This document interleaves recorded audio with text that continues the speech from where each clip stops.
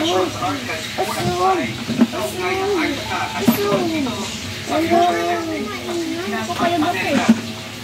ilalim ng kasunduan, tutulungan ng Amerika ang Pilipinas sa kaya magkaroon ng magandang Huwag kasi ako ngayon mag-away. Joke lang. Oo, sige yan din. Hindi nga bumababa. Ikaw muna diyan. Yan, huwag na magulo dyan. Dito. Diyan, laro na tayo sa labas. Yung ano ka sa likod. Diyan, nandiyan na si Manong Guard. Manong Guard! Oh, wait lang.